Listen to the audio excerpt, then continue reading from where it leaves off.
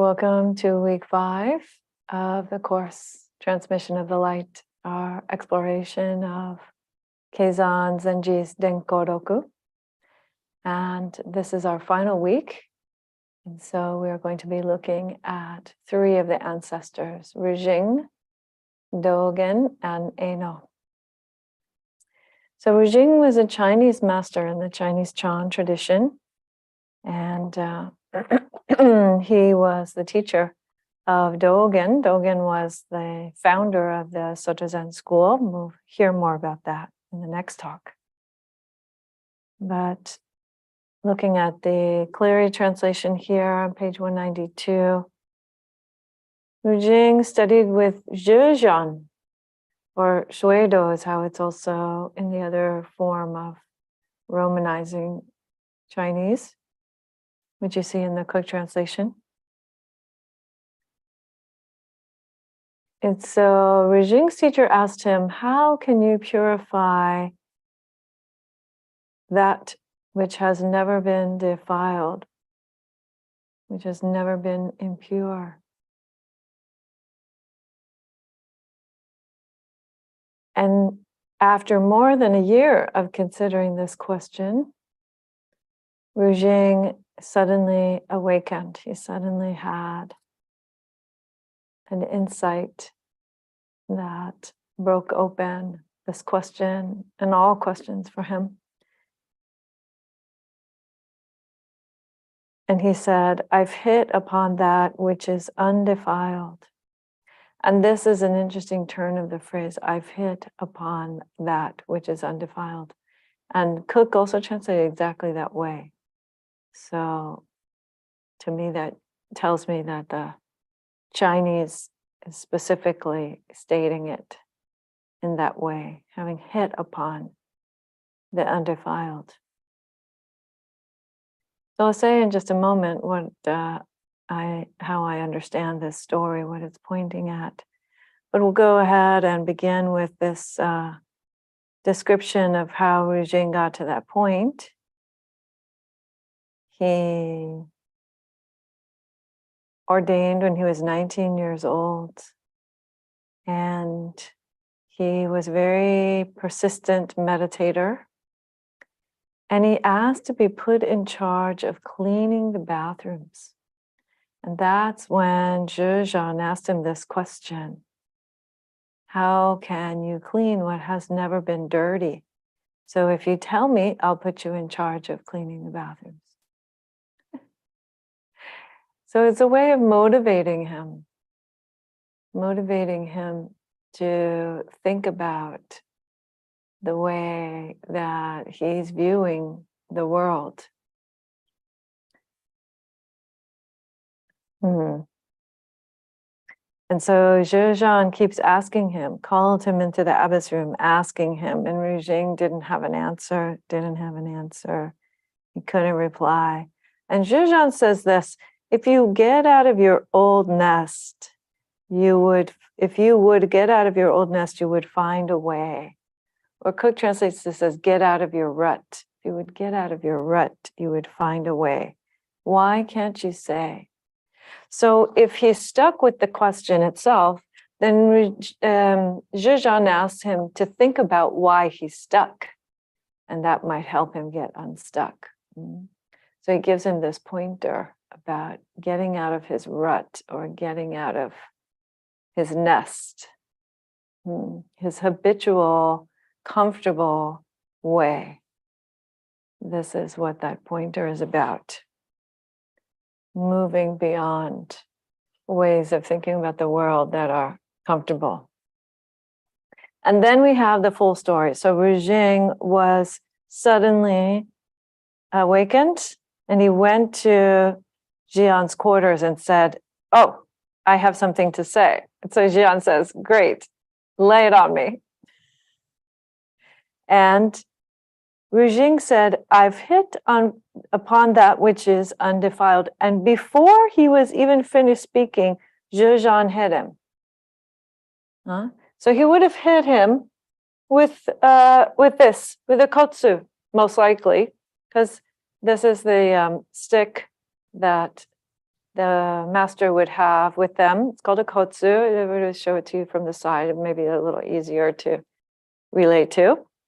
It's the stick that, again, this is sort of a power symbol, but it's also just a teaching tool.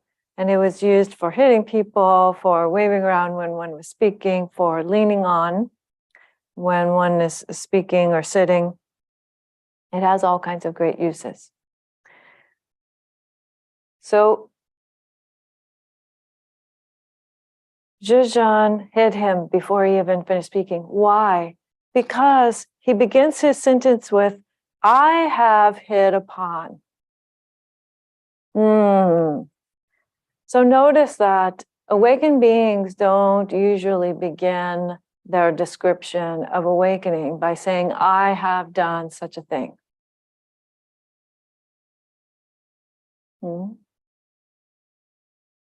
Because this sense of self isn't present in that moment. The sense of self has to dissolve into the greater whole, has to understand itself as mere phenomena within phenomena. And therefore, usually you don't see that way. So even before he finishes his sentence, Rujing catches him in a mistake. So that's why it says, even before he finished speaking, Rujing hit him. And Rujing, what? Broke out in a sweat. Oops. Oops. So he's new at this. He's just had his awakening, but he doesn't know how to speak about it yet.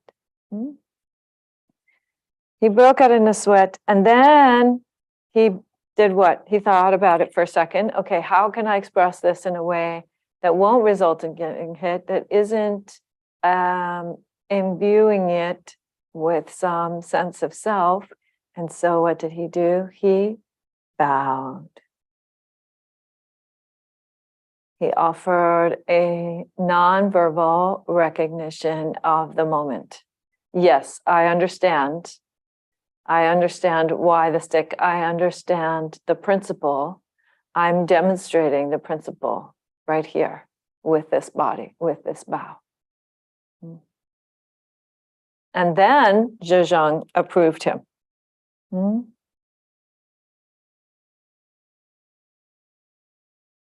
And then we hear various stories about Rujing.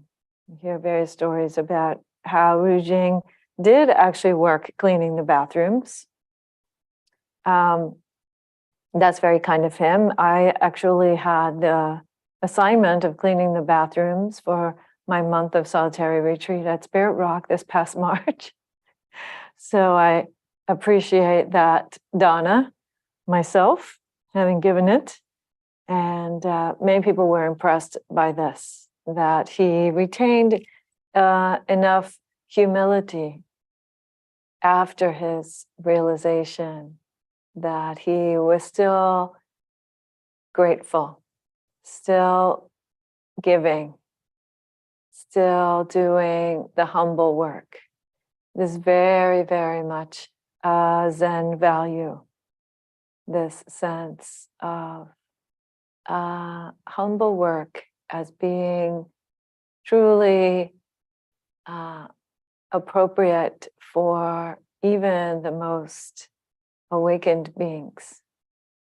And in fact, a demonstration that those who truly understand that how pervasive the way is, have no problem with doing this kind of work, this kind of contribution to the community.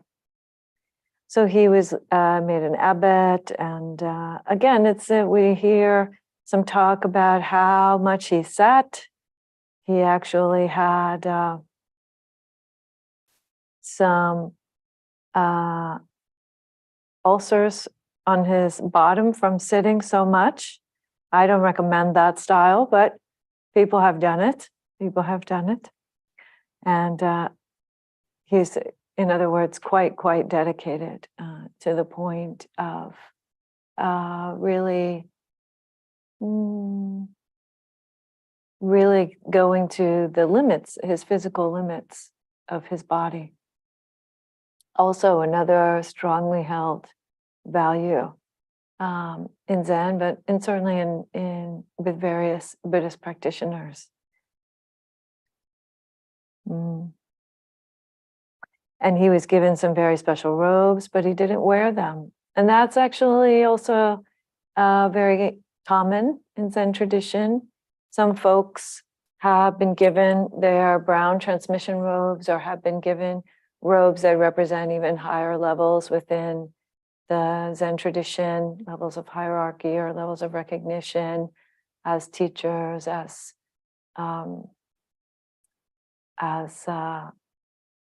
Dhamma practitioners, as folks with certificates of awakening. There is such a thing.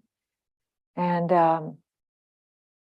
many of those folks still wear their simple black robes. As a sign of humility.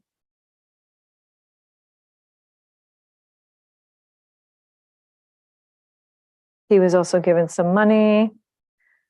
People tried to make him famous, and he wasn't interested in any of that. He wasn't interested in any of that. But he did declare, and this is an interesting turn in the translation. So Cleary says he declared of himself, but Cook says he declared to himself. The way of the Zen founders has died out in the last century. There's not appeared a teacher like me for the last 200 or 200 years. He never used to praise the abbots of other places.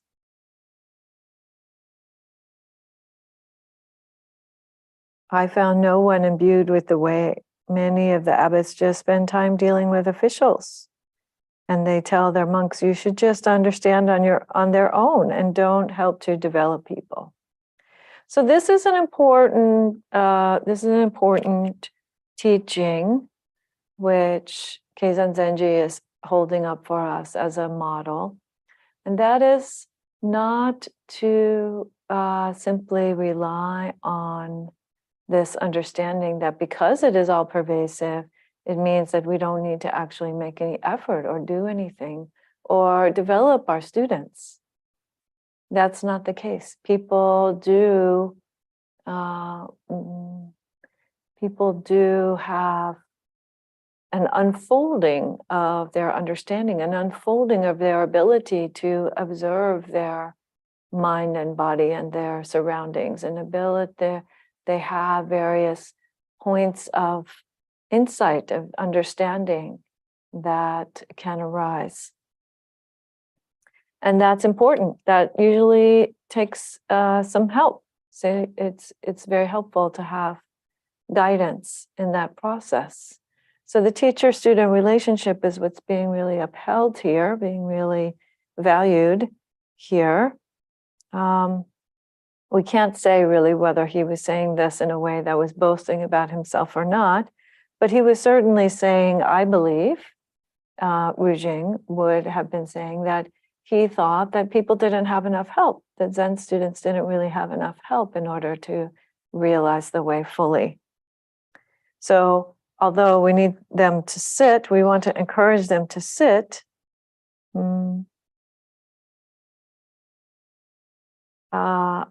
They also need to have some guidance. So I want to turn to the Cook translation here, because Cook, I believe, does a very good job in this particular chapter. And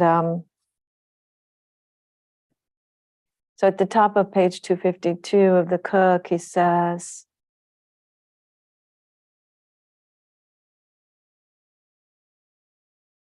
each person must understand the Buddha Dharma himself, so saying they do not guide the monks. And they do the same. They think that not caring about anything is the way, and they never emphasize Zen practice. So this is definitely a mistaken view. It is the teaching of things as they are, being fully perfect, being fully imbued with the perfection of the harmony of phenomena, the perfection of non-separation, the perfection of integration, all things related to each other, not completely non-separate actually from each other, in a way that creates a particular harmony. So from moment to moment, it's shifting, but in each moment, you can look at it and see that all things are as they are because they must be so. The conditions for them must be present. And so those things all fit together.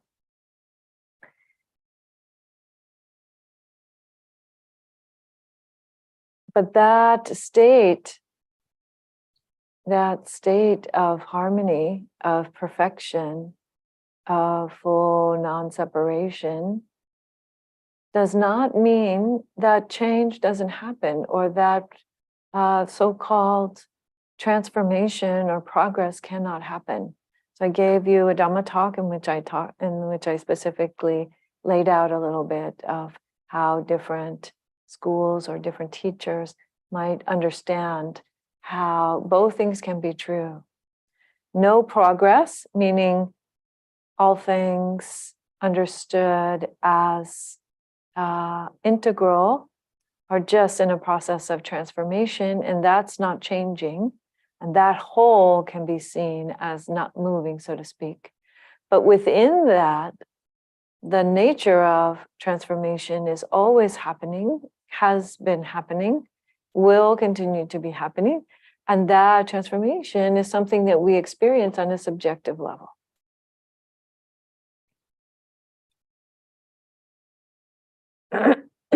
So Cook gives us this lovely footnote reminding us that this is called Bujizen.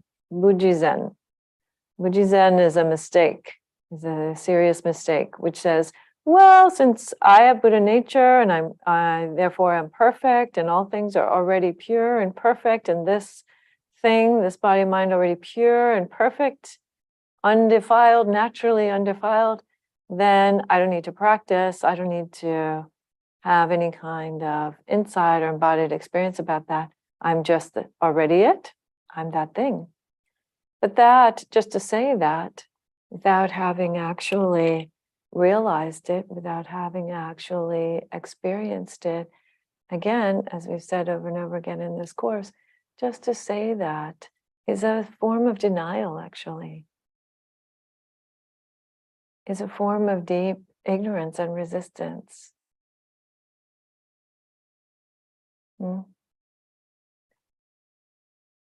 There is such a thing as realization.